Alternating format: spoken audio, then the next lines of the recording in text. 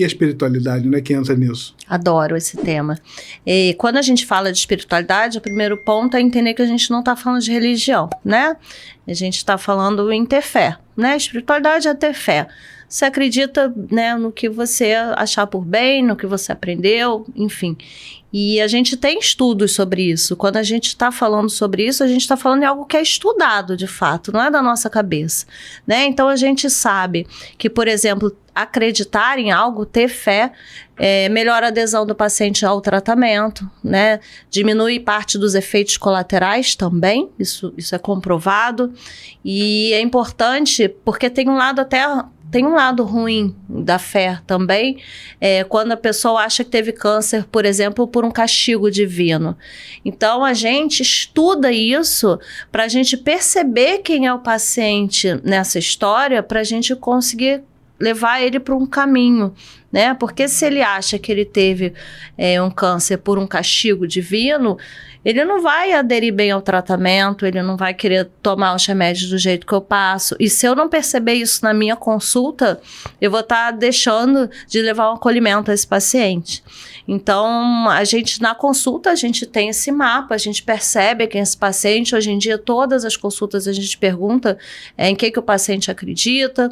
Quando ele vem na consulta, a gente pergunta o que eles têm feito no final de semana, qual é a rotina deles, a gente vai percebendo onde ele está nessa história.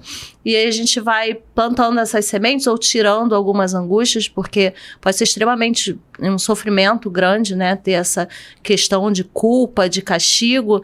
Então, a espiritualidade tem essa questão, né? Da gente cuidar e ela poder apoiar a gente também nessa caminhada. Eu vejo muita gente achando que é aborrecimento, né? Que é tristeza. Sim. E usando muito o termo combate, batalha, luta. Nem me fala isso. Né? Isso nós estamos gravando aqui dias depois da morte da Preta Gil, né? E eu vi coisas absurdas sendo escritas nos comentários, tanto coisas muito importantes de pensamentos sofisticados, filosóficos, a respeito do aprendizado que foi a exposição pública da doença dela, né? Quanto também coisas inimagináveis. Sim. Inimagináveis. Bom, no caso desse tipo de situação, como é que você vê essas posturas de que é uma luta, perdeu a luta, ganhou a luta, é uma batalha, lutou o bom combate? Como é que é a sua percepção sobre isso? A gente está falando aqui, né? Eu tenho uma página no Instagram, essa questão da luta é algo que eu já me consome há bastante tempo. E eu acho que o mais interessante de trazer aqui é que essa questão da luta é uma questão histórica, luta do câncer, contra o câncer. Por quê? Né? O câncer enquanto doença, né, enquanto uma doença onde a gente tem tratamento, começou numa guerra, começou na Segunda Guerra, onde a gente descobriu a primeira droga que combatia, né? Tô falando de termos bélicos e tô usando, mas que funcionava para tratamento de câncer. Isso começou na guerra, né? E depois isso teve uma continuidade quando o Brasil, né, começou, por exemplo, a ter nordestinos vindo para o Sudeste, quando os escravos foram sendo libertos e começaram como massa de trabalho, e se falava que eles eram câncer para a sociedade, né?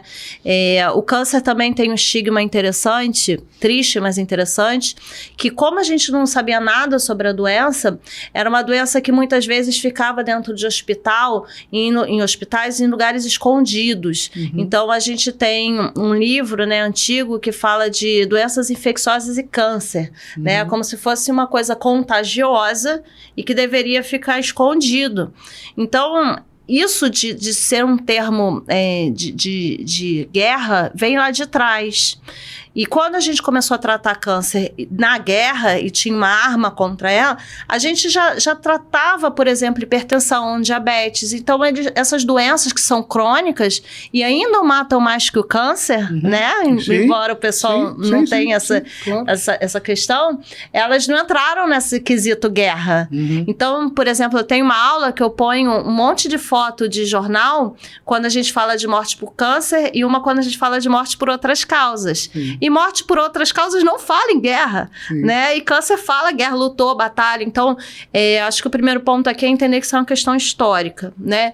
E por que eu não suporto isso, né? Porque se a doença progride, se ela morre decorrente de um câncer, ela não lutou bem, ela não batalhou bem, ela foi fraca, ela não conseguiu vencer, né?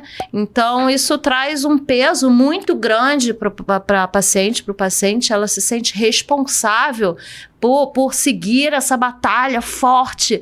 E a gente não é isso, ninguém é Mulher Maravilha, né? Então, não é raro o paciente chegar na minha frente e falar assim, doutora, eu não chorei ainda. Eu falei, então chora, pelo amor de Deus, que aqui ninguém... Esse meu câncer foi um aborrecimento que eu tive. Isso acontece demais também. Mas é diário, né? Diário.